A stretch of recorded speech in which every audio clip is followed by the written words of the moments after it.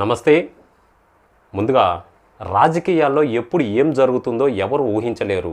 ఎందుకంటే ఒకప్పుడు గన్నవరంలో చక్రం తిప్పిన వల్లభనేని వంశీ పరిస్థితి చూస్తుంటే మాత్రం ముఖ్యంగా మనం వినాయక చవితి నాడు చంద్రుని చూసినట్లు తయారైంది. తాజాగా సోషల్ మీడియాలో వైరల్ అవుతున్న వంశీ వీడియో మాత్రం ఆంధ్రప్రదేశ్ రాజకీయాల్లో ఇప్పుడు మాత్రం అది ప్రకంపనలు సృష్టిస్తుంది. ముందు అసలు ఏం జరిగింది? వల్లభనేని వంశీ ఎందుకు నోరు జారాడు? అసలు నోరు జారాల్సిన పరిస్థితి వచ్చిందా? ముఖ్యంగా దీనివల్ల వల్లభనేని వంశీ రాజకీయ భవిష్యత్తు ఏమవుతుంది? సాధారణంగా మత్తులో ఉన్నప్పుడు మాత్రం మనసులో ఉన్న నిజాలు మాత్రం బయటపడతాయంటారు. ఇది మాత్రం ఖచ్చితంగా నిజమే. ఎందుకంటే వల్లభనేని వంశీ విషయంలో కూడా ఇదే జరిగింది. స్పష్టంగా కనపడుతుంది ఆ వీడియోలో కూడా. మరి ఇక్కడ గత కొంతకాలంగా వల్లభనేని వంశీ అనారోగ్యంతో రాజకీయాలకు కొంత దూరంగా ఉన్నాడు. మరి సైలెంట్గా ఉన్న సంగతి అందరికీ తెలిసిందే. అయితే ఇప్పుడు మరలా కొంతమంది తన స్నేహితులతో కలిసి వల్లభనేని వంశీ కొంతమంది స్నేహితులతో కలిసి మందు పార్టీలో కూర్చున్నాడు. ఆయన ఏదో సరదాగా మాట్లాడటం లేదు. గమనించండి, ఏకంగా వైఎస్ జగన్మోహన్ రెడ్డి గారి పైనే అదేవిధంగా పార్టీ పైనే పరుస పదజాలంతో విరుచుకుపడ్డాడు వల్లభనేని వంశీ.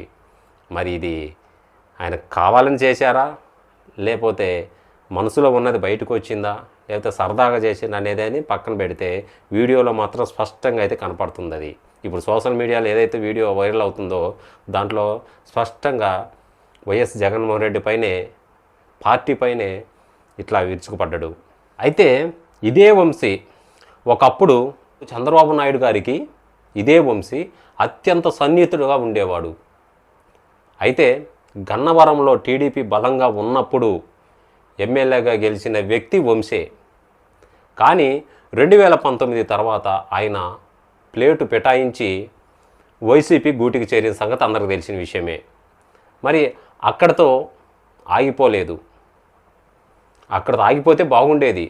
కానీ చంద్రబాబు గారి కుటుంబం మీద, అదేవిధంగా ముఖ్యంగా నారా భువనేశ్వర్ గారి మీద మరి వాళ్ళను ఉద్దేశించి చేసిన వ్యాఖ్యలు తెలుగు ప్రజల మనసులను గాయపరిచింది. అప్పుడేమో జగన్మోహన్ రెడ్డి గారి మెప్పు కోసం బాబు గారు కుటుంబాన్ని తిట్టిండు. మరి ఇప్పుడు అదే జగన్పై ఎందుకు నోరు పారేసుకుంటున్నారనేదే పెద్ద క్వశ్చన్.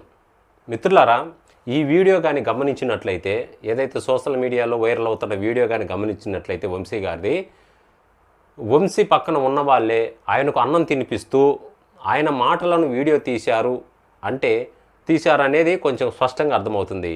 వంశీ చుట్టూ ఉన్న వాళ్ళే ఆయనకు గొయ్యి తవ్వారనేది మాత్రం అర్థమవుతుంది.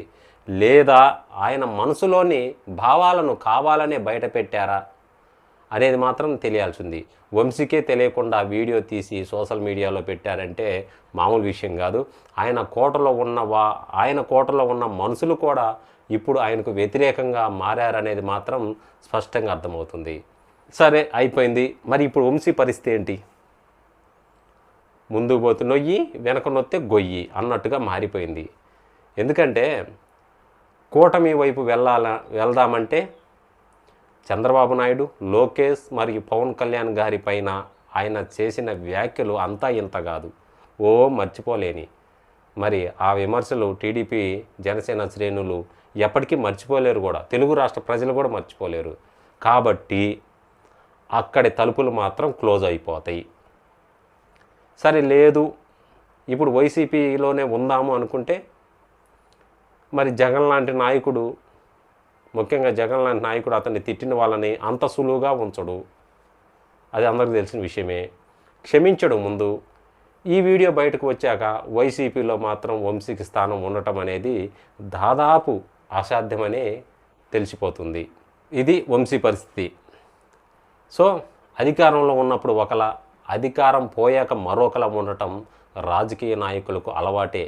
కానీ కనీస నైతిక విలువలు లేకుండా ఏ పార్టీలో ఉంటే ఆ పార్టీ నాయకుడినే తిట్టడం వల్ల ముఖ్యంగా ఆయన విశ్వసనీయతను కోల్పోయారు. ఒకప్పుడు గన్నవరంలో తిరుగులేని నాయకుడిగా వెలిగిన వంశీ ఈరోజు కేవలం ఒకే ఒక్క వీడియో వల్ల తన రాజకీయ జీవితానికి తానే ఫుల్ స్టాప్ పెట్టుకున్నట్టు కనిపిస్తుంది. చివరగా చెప్పేది ఏంటంటే, నోటి దురద రాజకీయ నాయకుడికి ఎంత ప్రమాదమో వంశీ ఉదంతం ఒక గుణపాఠం. రాజకీయ భవిష్యత్తు కోసం గెంతటం వేరు, కానీ వ్యక్తిగత దూషణలకు దిగితే కాలం ఇలాగే సమాధానం చెబుతుంది. సో ఈ వీడియోపై మీ యొక్క అభిప్రాయాన్ని కామెంట్ సెక్షన్లో తెలియజేయండి. వీడియోకి ఒక లైక్ చేయండి, షేర్ చేయండి, సబ్స్క్రైబ్ చేయండి.